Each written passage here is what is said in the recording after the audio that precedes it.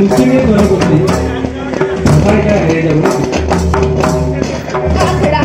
মই বাৰবাৰ কৰম পূজা মই তাত উপস্থিত আছো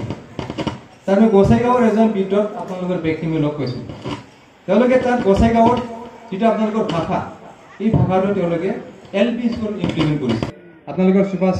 তিৰ্কি ডাঙৰৰ কথা পাতিছিলো এই ভাষাটো আমাৰ ইয়াত ইমপ্লিমেন্ট কৰিব পাৰে নে নোৱাৰে তেওঁ যেটো সান্তালি যেটো ভাষা এই ভাষাটো ইয়াত প্ৰয়োগ কৰাত অলপ মানে আমি কমান কৰিব পাৰিম নিজৰ ভাষাটো পাৰি আপোনালোকে এটা ভালকে জানিব মই ভাবো সেইটো আমি যদি কৰিব পাৰো আওহাটা পালচিগুৰি আৰু কাহিবাৰী সমাজে আমি উৰাংপাৰা প্ৰাথমিক বিদ্যালয়ত এখন আমি কৰম উৎসৱ উদযাপন কৰিছো আৰু ঠাইখন হল উৰাংপাৰা প্ৰাথমিক বিদ্যালয় আৰু আমি এইখন বিদ্যালয়ত আমি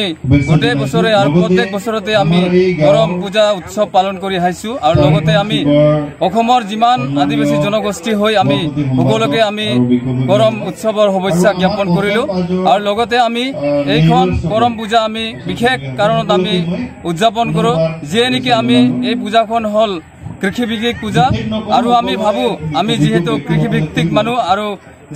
যিখিনি আমি খেতি কৰিছো সেইখিনি খেতিবিলাক যাতে গৰম ৰাজাৰ আশীৰ্বাদত এই শস্যখিনি ভাল হয় যাতে সেইকাৰণে আমি আজি উৰাংপাৰা প্ৰাথমিক বিদ্যালয়ত মানে আমি কৰম উৎসৱ উদযাপন কৰিছো ধুবুৰীৰ পৰা শদিয়ালৈকে বিভিন্ন প্ৰান্তত বাগানে বস্তি বিভিন্ন মানে ঠাইত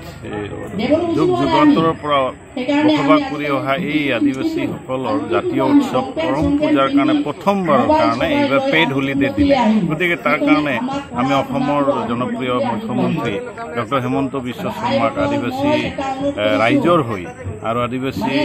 কল্যাণ আৰু উন্নয়ন পৰিষদৰ পৰা তেখেতক ধন্যবাদ জ্ঞাপন কৰিছো আমি জানো যে এই কৰম পূজা উৎসৱটো এটা কৃষিভিত্তিক উৎসৱ আৰু এইটো ভাদ্ৰ মাহৰ শুক্লপক্ষৰ একাদশী তিথিত এই পূজা সম্পন্ন হয় গতিকে আজিৰ দিনটো আমাৰ কাৰণে সঁচাকৈয়ে এটা পবিত্ৰ দিন আৰু সেই পবিত্ৰ দিনত তেখেতক আমি অসমৰ আদিবাসীৰ হৈ অশেষ অশেষ ধন্যবাদ জ্ঞাপন কৰিছো আৰু অসমবাসীলৈ কৰম পূজাৰ অলক তথা শুভেচ্ছা জ্ঞাপন কৰিছো।